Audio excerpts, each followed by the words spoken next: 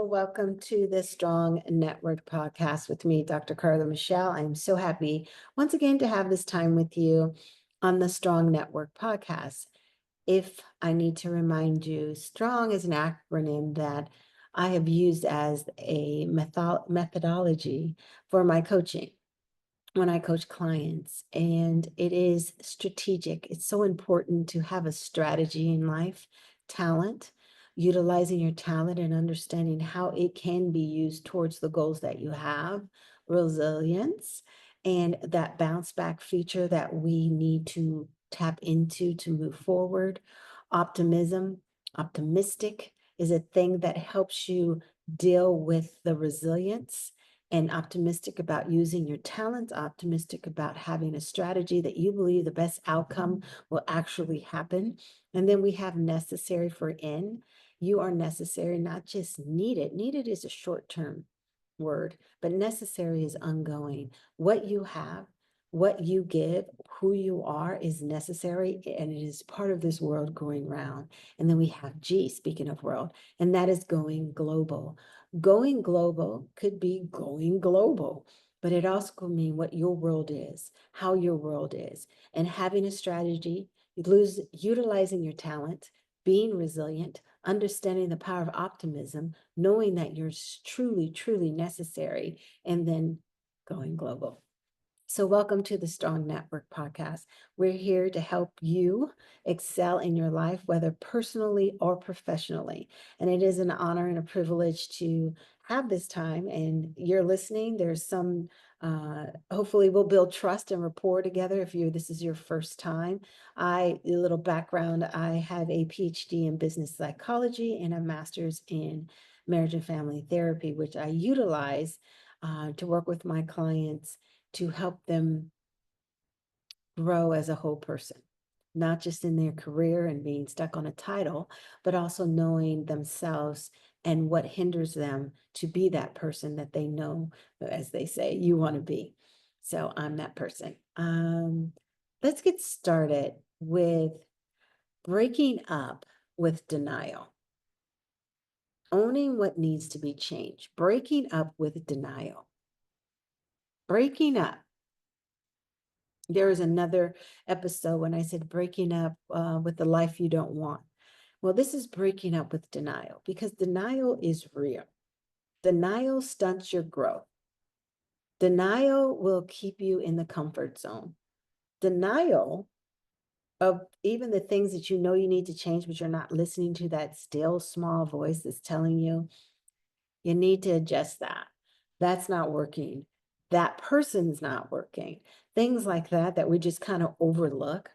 But as we move forward with denial, I want to ask you, what are you in denial about?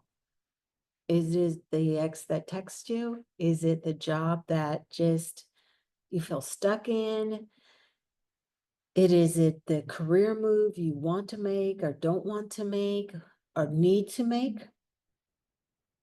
Or need to make? I say that again. It is anything that you need to make and you know you need to, and it keeps showing up in your life, but you don't own what needs to be changed. And if you don't own it, you can't change it. So the problem, denial feels so safe, right? Or does it? Because I think denial is more about holding you hostage than making you feel safe. Maybe because you're not moving, you don't have to make decisions. I can talk to someone and they can share what they know they should do, or they can say, I really don't know what to do.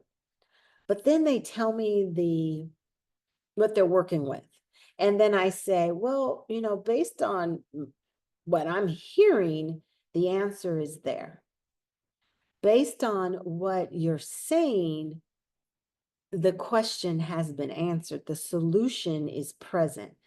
But we can be in such a place that we don't allow ourselves to see the answer because we don't want that particular answer. And sometimes that answer is that we don't want is we need to do something different. We need to do something that will put us out of our comfort zone, that will maybe we'll have to invest a little differently with our money, that we'll have to do a little different with our time, a little different with our energy. But denial is hostage, is a hostage mindset. So if you start telling yourself, it's not that bad, I can deal with it, it may drain me, or yeah, I probably should go ahead and buy a house, or make that next move, that next level, or I should, go ahead and put my name in the hat for this new position that is outside of my comfort zone, but not outside of my skill, but it's outside of my comfort zone. I can do that, but maybe, really things are not that bad. I can stay right here. So you let denial talk to you. You listen to the lack of desire for change more than you listen to what change can bring you. You almost have to see denial as like that fake friend that really is not cheering for you, that fake friend that laughs in your face or smiles with your face, or maybe even somewhat of a looking like a ride or die, but they really like, it's fine, don't worry about it, you're fine. Like, because half the time, if you change, you're pushing them to change. And who wants to, it's hard for people to keep up. And it should be hard for people to keep up with you. And not that you're in competition. No, no competition. It's just that you don't live in denial. And so you're always making steps. You're always having headway towards something that you want and that you desire. And that's important. You have to understand that the longer you're in denial, the more it costs you. The more it costs your peace, the more it costs your time, the more it costs your opportunities that you may not get back. Denial is a fake friend. Break up with it. I have a privilege of talking to quite a few people, male and female. And I find this most in female. Strike that. Well, no, I'm going to say female. Everything can look good on paper. Great job, good relationship, all things people may clap about, but every time you talk about it, it exhausts you. Your job, your relationship, it just exhausts you. It's like a lot, right? It's almost like you think it's great, but it's really not that great. But it's great. Have you ever heard yourself say this? It's great, it's not great, but it's not the worst, right? It's like, are you okay with it's not great, but it's not the worst? It's almost saying, it's okay. I know I could do better, but I'm not choosing to. It's almost like denial's favorite line. I could do better. I know I could do better. I know I could do better, but no, you don't want that. So think about it. This person has the relationship, has this job. The job lays them off. The relationship comes to an end. And do you know what? And half the time we'll tell ourselves is, I saw it coming. I told myself to deal with it. I told myself, I saw it ending. I saw changes. There's this thing we do, like, we're in kind of a season of people being laid off at different, as they restructure the organization. And you'll have that employee who's like, well, they're at the table getting laid off, and they're like, well, I knew this was coming. I knew this was coming. Well, if you knew, now, this is my thought. If you knew as a coach, if you knew it's coming, what did you do? If you knew it was coming, what type of actions did you take? If you knew it was coming, what type of strategy do you have? If you knew it was coming, who did you talk to? If you knew it was coming, why didn't you put resumes out? If you knew you were going to break up, why didn't you prepare yourself emotionally and start talking to a therapist? If you knew that the relationship was crumbling with a relative, why are you not doing the things that help you? And another hole is not doing things because you don't want to hurt someone's feelings, that you're putting their feelings before yours, so you have no game plan.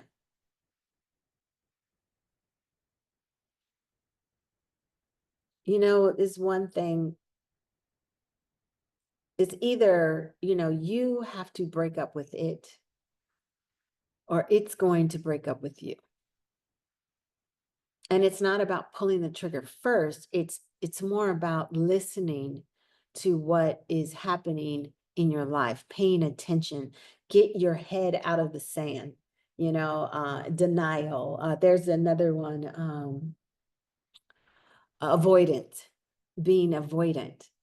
Because, maybe if I act like it's not there, maybe if I act like it's not a problem, maybe if I act like this relationship is going to not end, maybe if I act like I'm not going to get fired, maybe if I act like fill in the blank.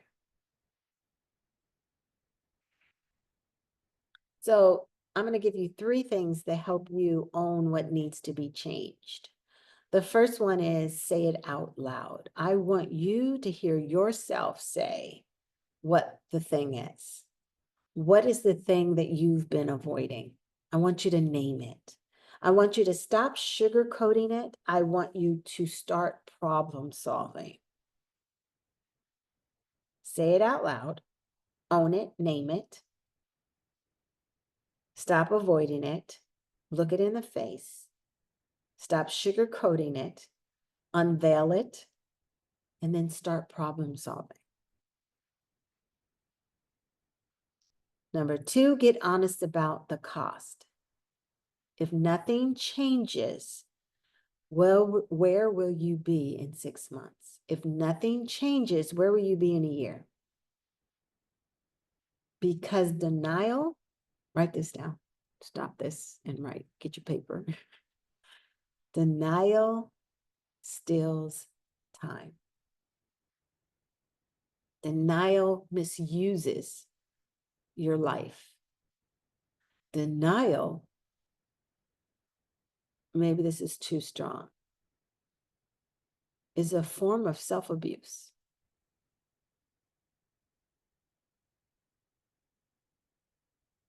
When you say it that way, when you look at it as it's stealing, it's taking, it's degrading, it's devouring, it's not, as some we are saying now, serve you.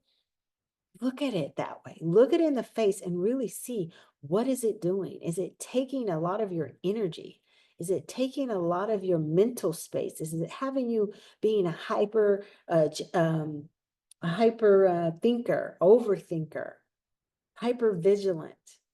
Think about what this denial, the thing that you need to make an action on, what is it doing? And the third one, make one small move, make one small move. You don't have to fix everything overnight. You don't have to do, I mean, I don't know about your personality, how we can go in and like, I'm in denial about I'm overweight, right?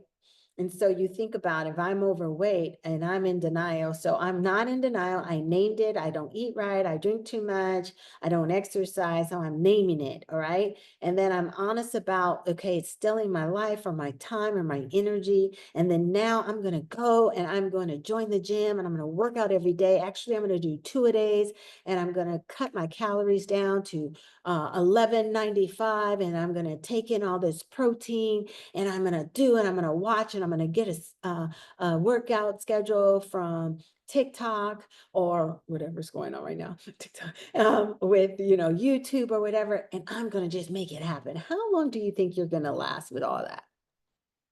It doesn't happen overnight. It is a consistent step-by-step commitment. So just make one step. And maybe that is going to the gym. Maybe that is watching what you consume.